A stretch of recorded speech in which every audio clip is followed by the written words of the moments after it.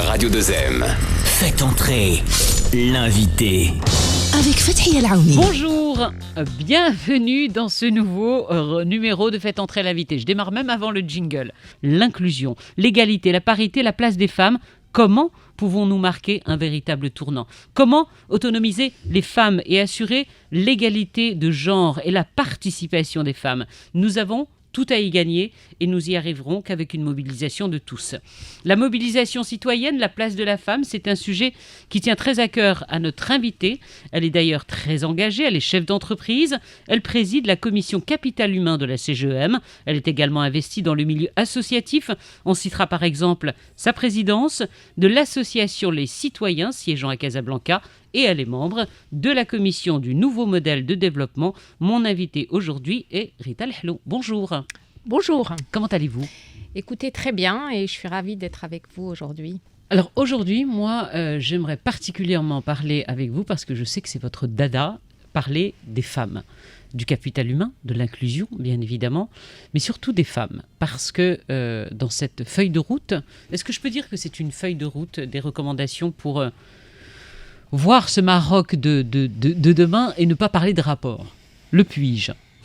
Bien sûr, parce que en fait, le rapport est la concrétisation d'un certain nombre de recommandations. Là aussi, je pense que c'est important de préciser que nous n'avons pas été mandatés pour chacun apporter dans sa besace ses idéaux, ses rêves et sa vision personnelle. Nous étions là pour comprendre et arriver à des propositions consensuelles. Dans les recommandations, il y a un volet en particulier, et c'est un sujet qui nous tient très à cœur à Radio 2M. Je vais commencer par la violence faite aux femmes. Et on a retenu quand même quelque chose d'important dans les recommandations, c'est de dire que après autant d'années, après autant de campagnes de sensibilisation, beaucoup de choses ont été faites. Vous mettez le point sur quelque chose d'essentiel. Vous dites qu'on n'y arrivera que si on inculque dès le plus jeune âge. Vous allez même encore plus loin, vous dites que la place de la femme devrait être dans les manuels scolaires, là où tout commence.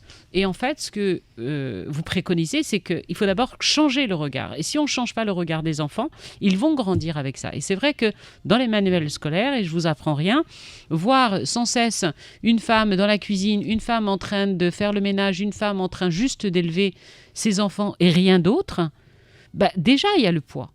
Il est déjà là.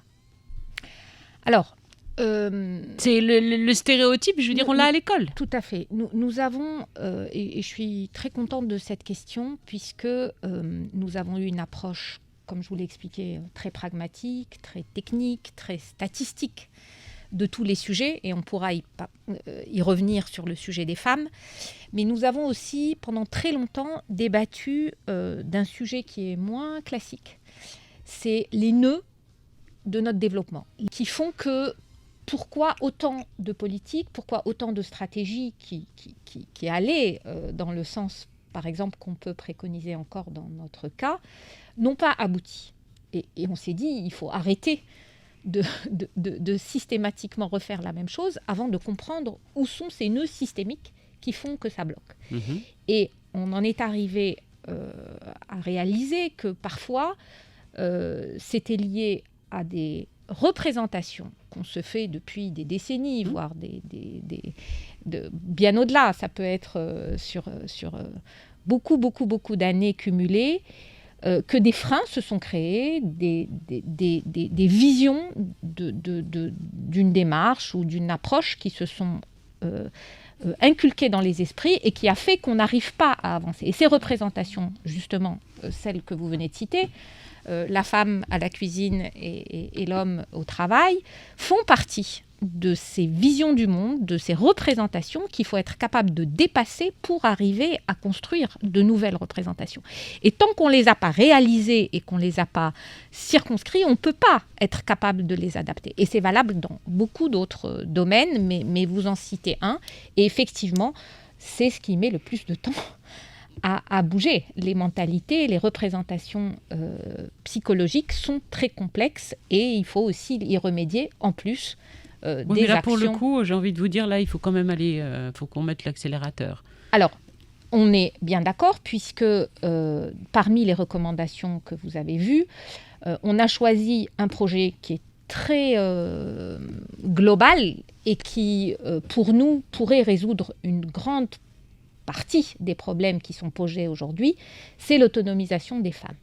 Et cette autonomisation qui va en finale résulter à une action majeure, qui est son rôle dans le monde socio-économique et politique, parce que tant qu'elle n'est pas partie prenante de ces trois grandes thématiques, on n'y arrivera pas, et ben nous estimons qu'il faut partir à la base. Et la base, c'est la scolarité, c'est la capacité à pouvoir, coûte que coûte, emmener la femme à sa capacitation. Donc ça va effectivement de l'enseignement préscolaire, de l'enseignement primaire, majoritairement dans le rural, où le fait de ne pas avoir de mobilité, de déplacement, de sanitaire dans les écoles, déjà vous avez un énorme décrochage. Le mariage des mineurs est un énorme décrochage, etc. Moi, j'aimerais que vous me répondiez sur la violence faite aux femmes. Quels sont les retours que vous avez eu, par exemple ? C'est catastrophique. Le taux de prévalence est catastrophique. Quand vous prenez la violence faite aux femmes dans le monde domestique, donc dans le cadre du foyer lui-même, dans le cadre du foyer, dans le cadre de l'espace public, dans le cadre des transports, dans le cadre du monde professionnel, le taux est absolument dramatique. Et donc, dans les... Il est de combien ? Écoutez, je crois qu'il était pas loin de... On avait un taux de prévalence qui était de l'ordre de 60 ou 65%, ce qui est absolument colossal, sous toute réserve. Et donc, du coup, ça fait partie des préconisations majeures que nous mettons en avant pour dire il faut qu'on ait une tolérance zéro sur cette violence. Et que ce soit à travers les textes juridiques, que ce soit à travers le code pénal, que ce soit à travers les dispositifs de remédiation, de communication, des centres d'appel qui sont capables de prendre immédiatement un appel au secours pour être capable d'envoyer quelqu'un, etc. Et pour nous, un sujet où on a considéré qu'il ne fallait plus accepter aucune... tolérance zéro. Voilà, exactement. Donc, vous avez cité la sensibilisation à l'école, vous avez cité la violence, mais tout ça doit nécessiter l'implication de la femme elle-même. Et donc, c'est-à-dire qu'il faut que la femme soit partie prenante dans cette demande, dans cette constitution. Elle n'arrête pas de le faire. Oui. Quand on voit toutes les associations qui sont mobilisées chaque jour, qui font un travail pour le coup à saluer, formidable sur le terrain en termes de relais. Mais peut-être que là, vous avez mis avec justement, peut-être dans les manuels scolaires, de sensibiliser dès le plus jeune âge. Peut-être qu'on arrivera au moins à faire changer les mentalités. Rita, je vais vous interrompre. Et dans cette sensibilisation, notre idée est aussi le rôle modèle, où justement les témoignages, les capacités à ce que les gens s'expriment sans avoir peur du tabou, de la sanction sociale est également primordiale. Et donc les médias, la société civile, les associations qui font leur travail doivent continuer dans ce sens pour montrer quand c'est bien fait, quand c'est moins bien fait et arriver... Autre sujet que je voudrais aborder avec vous, qui apparaît en bonne place également dans ce nouveau modèle de développement, c'est la relance du débat sur l'avortement. Durant des années, on s'est dit que ça y est, on avait enfin avancé, que peut-être il y a eu des débats, il y a eu des commissions, il y a eu... voilà. Et depuis de nombreuses années, le projet de loi est resté dans les tiroirs. Qu'est-ce que préconise, qu'est-ce que recommande la commission ? Alors là aussi, nous avons... Ça a dû être compliqué. Hein, oui, nous avons eu une approche, là encore, d'écoute, de compréhension. Ça s'est clashé un petit peu ou pas ? Sincèrement, non. On a vraiment eu un spectre très, très, très large d'auditions. Nous avons écouté, et nous nous sommes fait accompagner d'ailleurs par des chercheurs dans toutes les chercheurs, domaines, experts, même dans le domaine religieux. Exactement. On avait des ulama, on avait des experts dans des think tanks. Les partis politiques, les pour, les contre. Exactement. Des sociologues, des médecins, des représentants des associations féministes, etc. Donc franchement, on a vraiment élargi le spectre et assez... c'était pas surprenant parce qu'on avait aussi chacun de nous une petite expérience sur ces sujets. On est arrivé assez rapidement à trouver un terrain d'entente, à trouver en tout cas entre les pour et les contre. Un axe, pas un terrain d'entente in fine, mais un axe de dire comment est-ce qu'on veut traiter le sujet. Et ce qu'on a réussi à dire, c'est que le but n'est pas de fracturer le pays entre le pour et le contre, qui est souvent malheureusement ce qui arrive quand on est sur des sujets aussi clivants. L'idée, c'est que, au même titre que ce qu'on a fait au niveau de la commission, on puisse créer ces espaces qu'on a appelés les espaces de débat sociaux théologiques, parce que malheureusement, c'est des sujets qui sont souvent couverts par une sorte de sacralité qui vous empêche même de dialoguer, alors que là, tout le monde était d'accord pour dire il faut ces espaces qu'on a appelés des safe spaces, ou des espaces protégés, où on a le droit de débattre, on a le droit d'apporter sa vision du monde, avec un ou deux...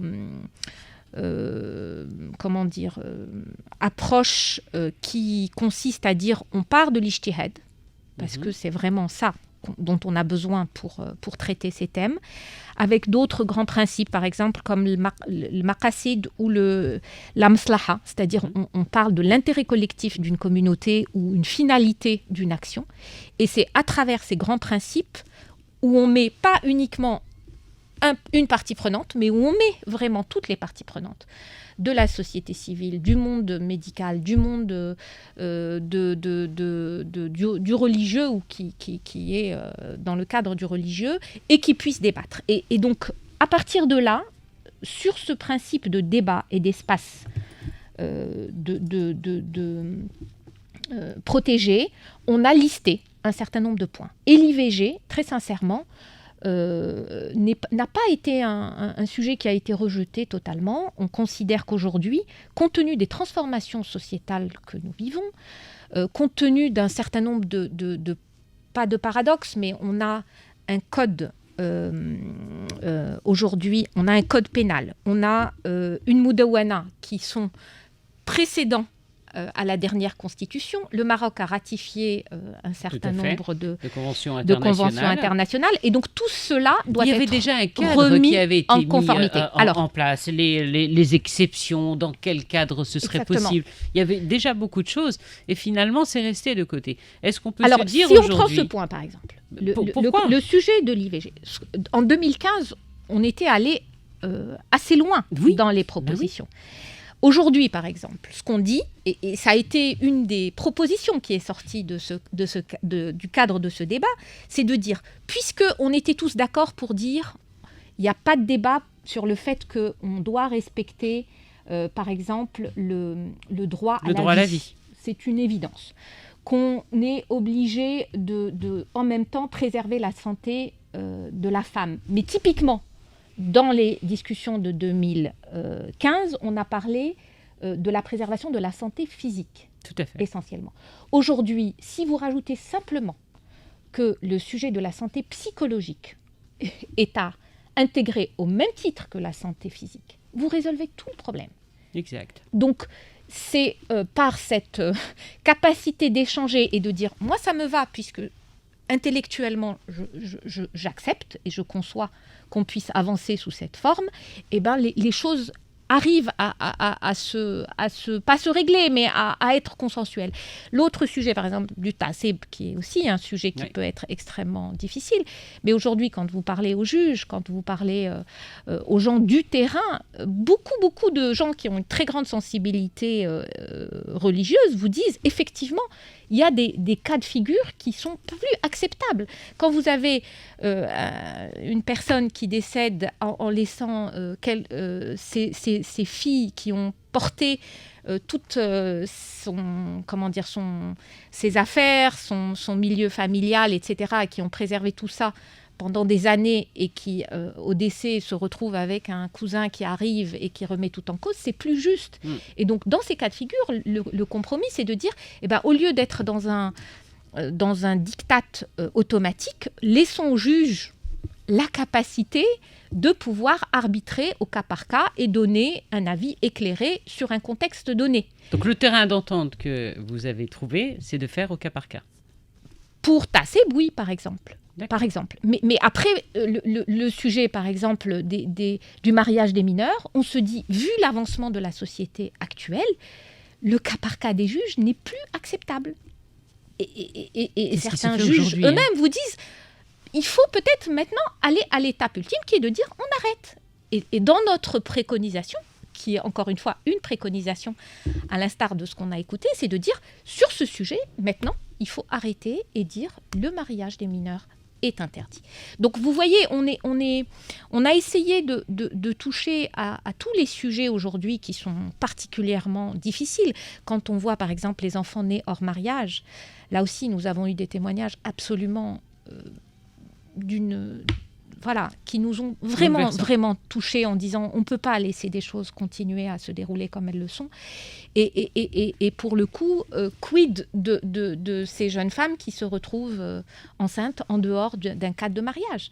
Et donc là aussi, on a fait passer une idée de pouvoir instaurer un test ADN comme une solution technique. Aujourd'hui, elle existe et qui pourrait donc correspondre à toutes les sensibilités. Et qui se fait partout ailleurs. Exactement. Et qui pourrait même correspondre à une vision très ancienne de cette reconnaissance et de cette responsabilité coparentale, parce que cet enfant n'a rien fait, il est arrivé, il faut bien que la société l'aide à se prendre en charge et à avoir les mêmes chances et la même dignité que n'importe quel autre enfant.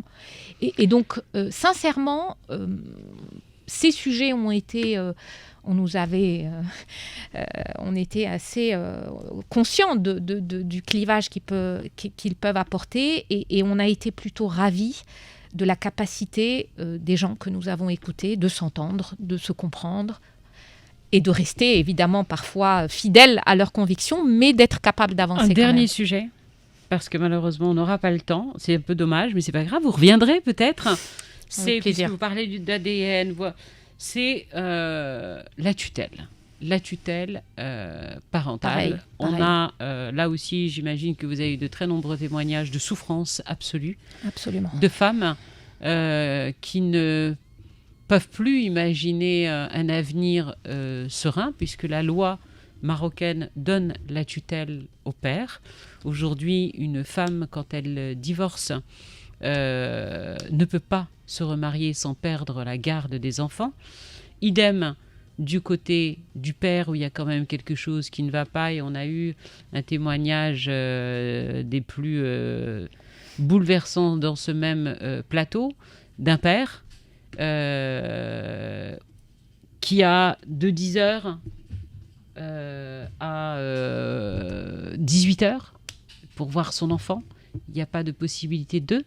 Sur la tutelle parentale, ce que recommande, je fais un énorme raccourci, mais ce que recommande en fait la commission, c'est qu'il y ait en fait une tutelle égale. Exactement. La tutelle parentale, la vraie tutelle parentale, exactement. La mère et le père. Exactement. Là, pour le coup, on était aussi sur des sujets qui n'ont pas pris trop de temps à converger vers cette solution, et elle paraît être absolument aujourd'hui évidente dans le contexte des transformations sociétales que nous vivons. Donc c'est typiquement un sujet qui allait assez vite. Comme on n'a pas beaucoup de temps, je voudrais quand même, puisqu'on parle d'inclusion, et que vous m'avez expliqué en préparant cette émission que c'était peut-être un des sujets qui n'a pas été encore assez développé, je voudrais juste vous dire que dans l'inclusion, on a deux autres populations en dehors des femmes. Alors, les femmes, c'est évident. Aujourd'hui, elles ont un taux d'activité qui est à peine... Alors, l'inclusion, si vous le permettez, on l'a traité. Ce n'est pas l'inclusion qu'on n'a pas traitée, ce sont les femmes. Mais on a beaucoup parlé, on a fait 3 émissions spéciales sur essentiellement la jeunesse. Que ce soit au niveau de l'éducation, des études. Mais moi, je parle de l'inclusion. Je parle vraiment de l'inclusion. Ouais. Les femmes ne participent pas à l'économie. Et on pense qu'au-delà des droits qu'on a abordés, il y a un sujet tout bête qui est de dire tant qu'on n'a pas inclus les femmes, elles représentent aujourd'hui, elles ont un taux d'activité dramatiquement bas de 22%, et il ne fait que reculer inexorablement depuis 2 décennies. Donc à un moment, il faut arrêter cette courbe Descendante catastrophique qui va vers le bas et et qui- reprendre, puisque nous préconisons de la faire passer à... Pourquoi dans les témoignages que vous avez, pourquoi elles ne font pas partie vraiment de la vie économique de notre pays? Pourquoi on Plein voit de si raisons. peu... Vous êtes, vous, chef d'entreprise. Plein de Pourquoi raisons. on n'a pas beaucoup de femmes chefs Alors, d'entreprise, on devrait avoir deux... postes de responsabilité? Je sais, il nous faudrait 2 émissions. Voilà, franchement, je pense qu'on n'aura pas le temps de nous attarder là-dessus. Mais qu'est-ce qui bloque? Vous Mais- parliez mais- de nœuds tout à Alors, l'heure. on bloque au niveau déjà de la formation.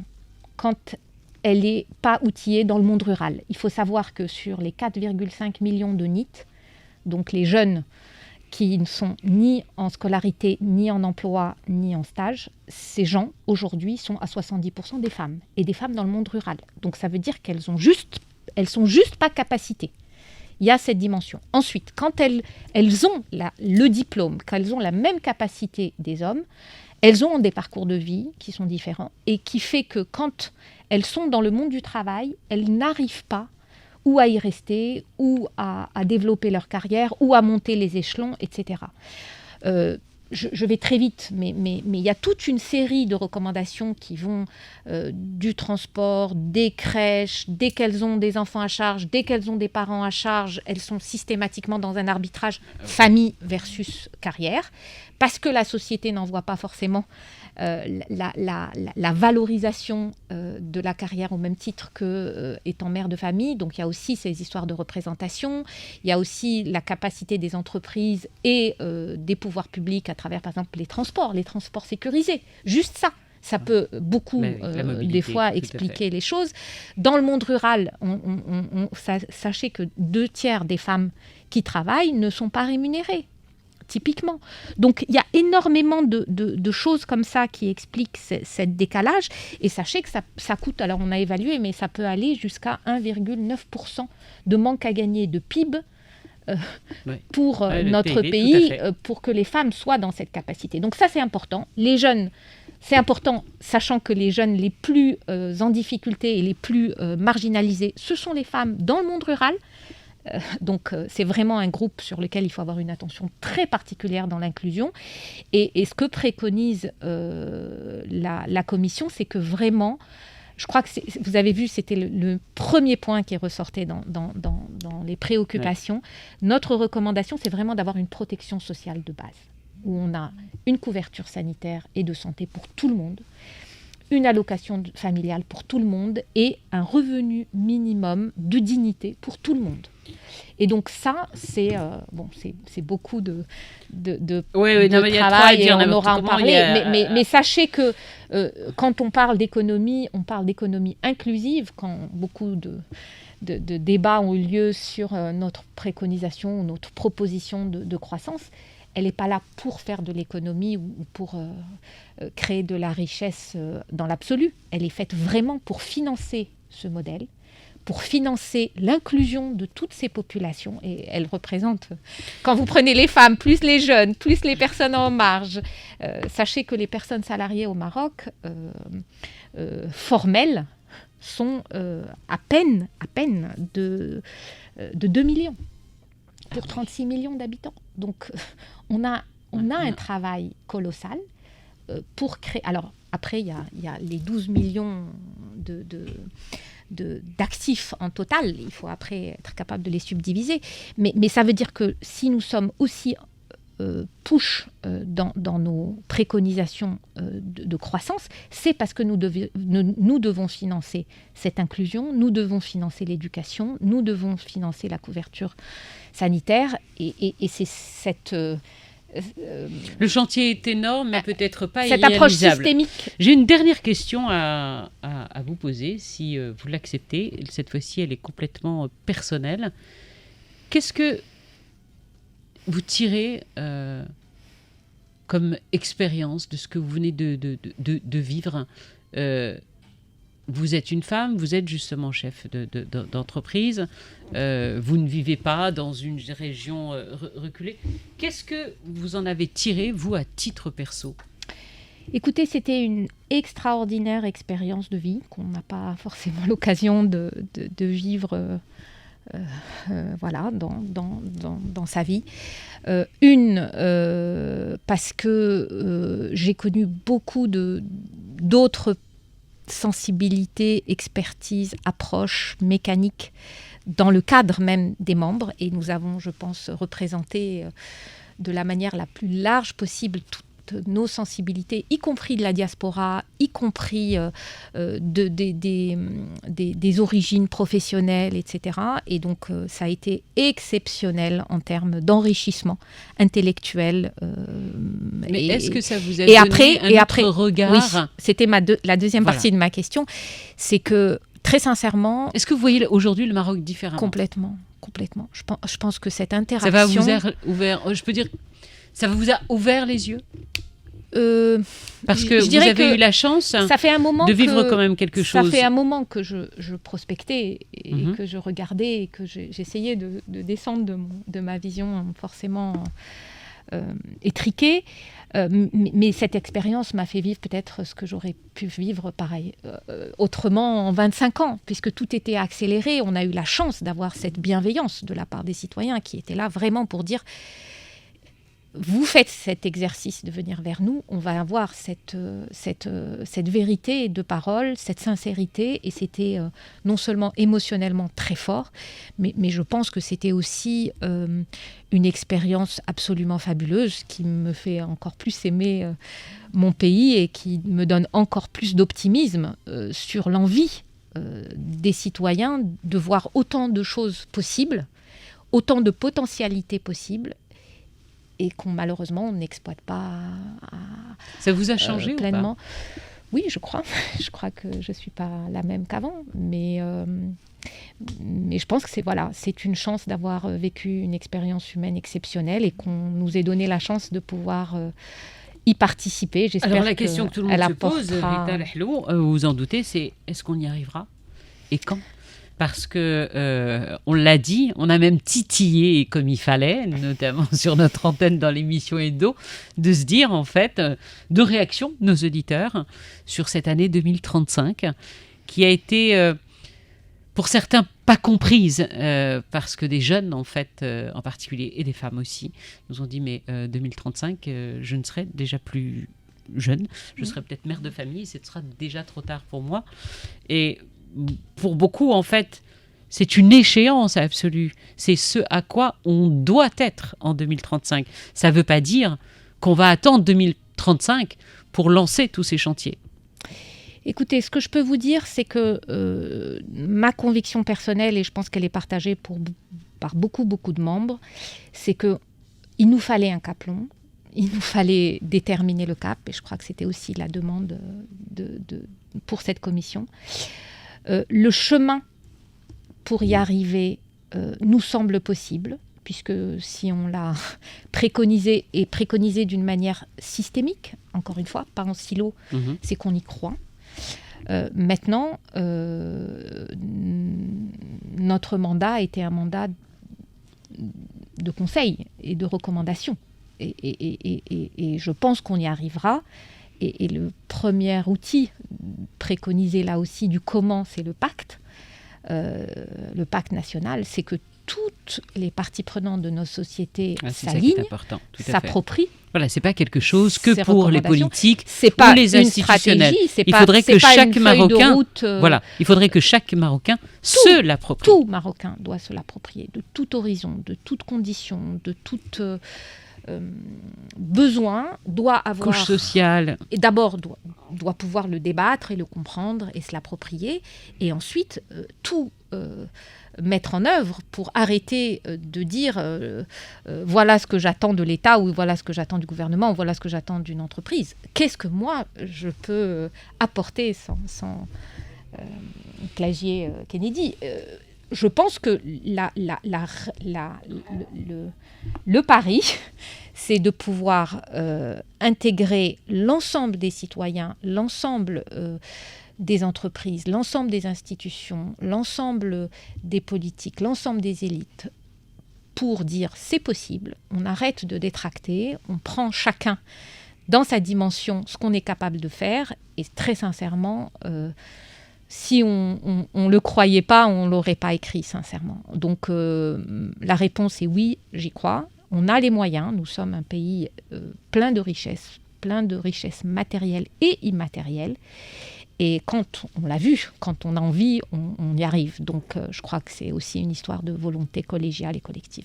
Ben voilà, ça fait une très très belle conclusion, la note des plus positives. Merci à vous de nous avoir suivis. Merci Rita Laclos. Merci. Et puis je vous dis à bientôt, parce que c'est pas fini. Il va falloir qu'on creuse encore. Avec merci plaisir. encore, merci à vous. Vivre avec vous.